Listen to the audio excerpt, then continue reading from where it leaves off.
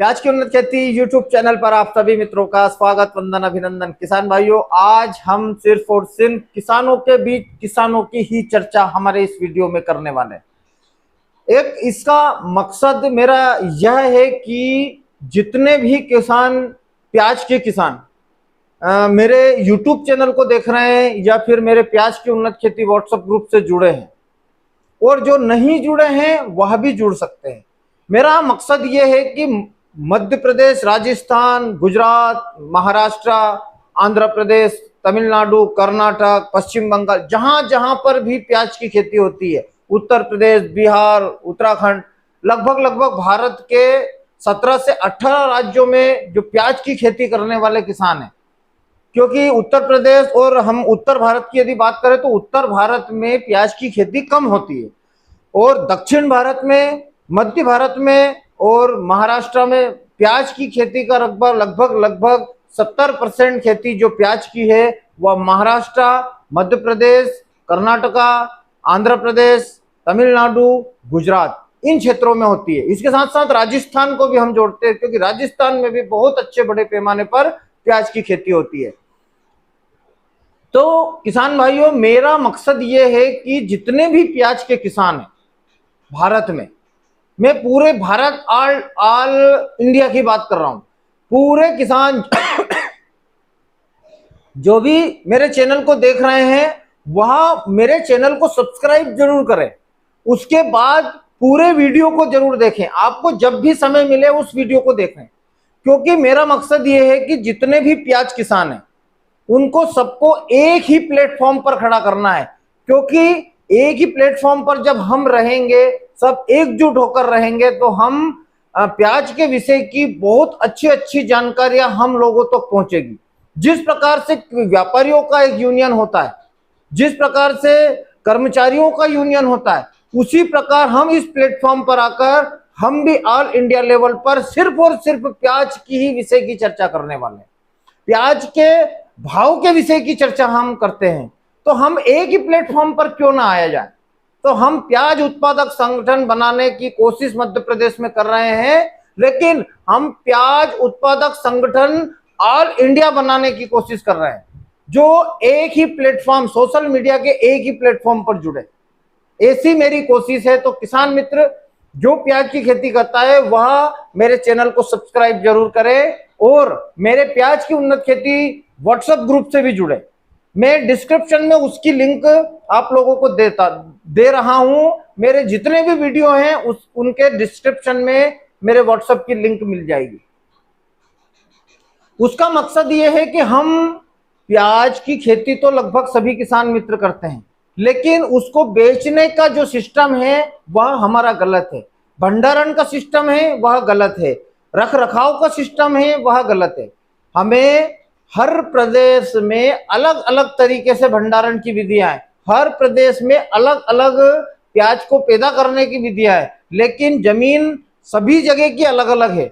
इसलिए कहां पर कितना प्याज हो रहा है, कब लगाना चाहिए, कितना प्याज लगाना चाहिए। जैसे इस बार हम लोगों को देखने में आ रहा है कि मध्य प्रदेश में, महाराष्ट्र में, राजस्थान में, कर्नाटक में लगभग ऑल इंडिया में प्याज का रकबा 2 से 3 गुना बढ़ने वाला है।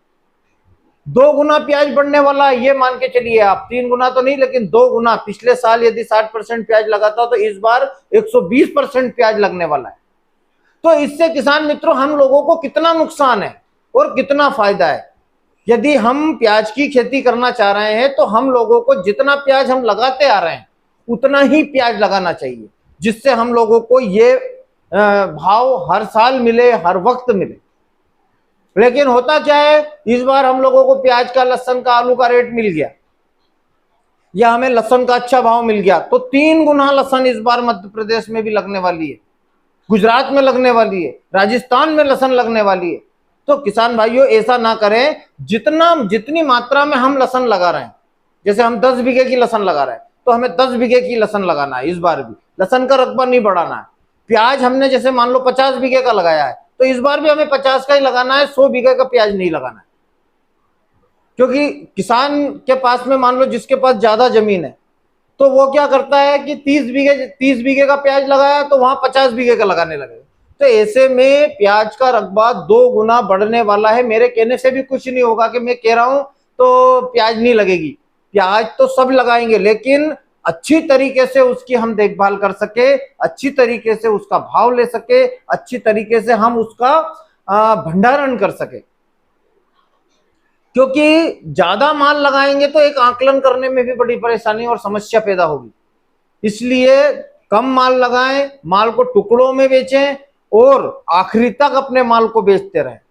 ऐसा हम लोगों का मेरा एक मतलब मकसद है कि मैं उस मकसद में पूरा होऊंगा या नहीं होऊंगा। यदि आप लोगों का आशीर्वाद रहा तो शायद मैं अपने मकसद में पूरा होने वाला हूं।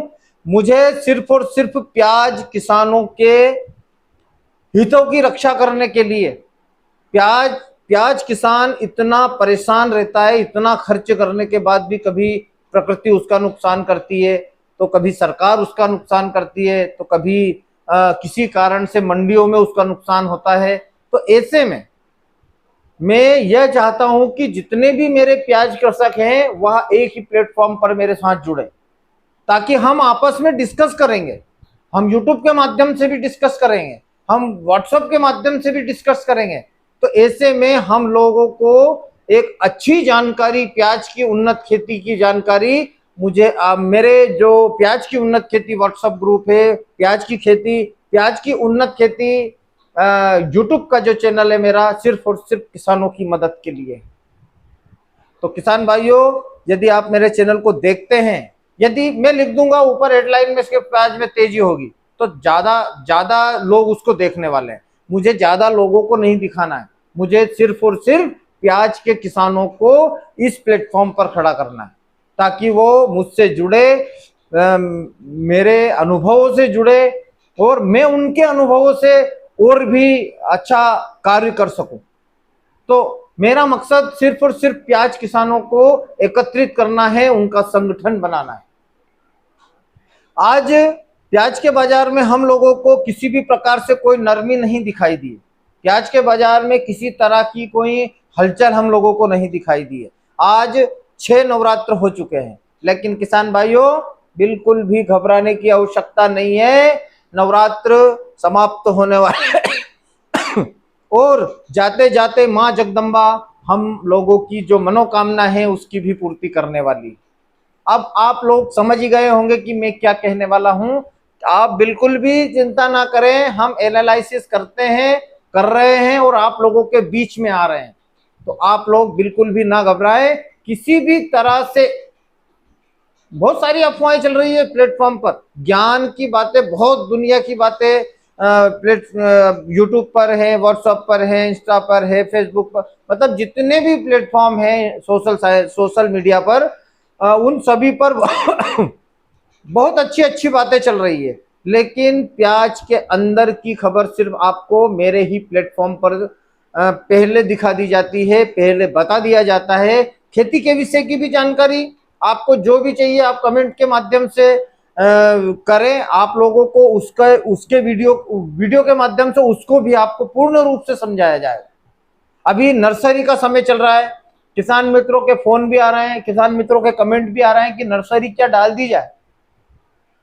तो मैं अभी हमारे मौसम वैज्ञानिक जो हमारे मौसमविद हैं, देसी मौसमविदों से मैं जानकारी लूंगा कि वह कब मौसम की जानकारी यदि वो देते हैं, क्योंकि 13, 14, 15 में फिर वापस से साइक्लोन की एक खबर आ रही है। तो ऐसे में हम लोगों को क्या नर्सरी डालना चाहिए अभी या नहीं डालना चाहिए? जल्दी कर रहा है किसान, मान लो 2 से 4 दिन उसने जल्दी किया, फिर से बारिश हुई, तो बारिश होने से नर्सरी को बहुत नुकसान होता है। तो हम लोगों को नुकसान नहीं करना है, फायदा करना है। तो जुड़े रहे मेरे साथ प्याज की उन्नत खेती पर, प्याज की उन्नत खेती यूट्यूब चैनल पर भी और व्हाट्सएप ग्रुप पर भी। कोई भी यूट्यूबर आपको यह नहीं बताएगा कि आप मेरा व्हाट्सएप ग्रुप है तो आप व्हाट्सएप से जुड़िए। वो सिर्फ और सिर्फ आपको यूट्यूब चैनल पर जोड़ने की ही सलाह देगा। लेकिन आप मेरे यूट्यूब चैनल पर भी जुड़े और मेरे व्हाट्सएप ग्रुप पर भी जुड़े। मुझे सिर्फ और सिर्फ प्याज किसानों का एक महाफौज इकट्ठा करना है। एक एक गांव में से 500-400 किसान मेरे इस YouTube चैनल को सब्सक्राइब करें और प्याज की उन्नत खेती YouTube चैनल से भी जुड़े और व्हाट्सएप ग्रुप से भी जुड़े। बने रहे मेरे साथ प्याज की उन्नत खेती YouTube चैनल पर। जय बलराम, जय किसान, जय जवान।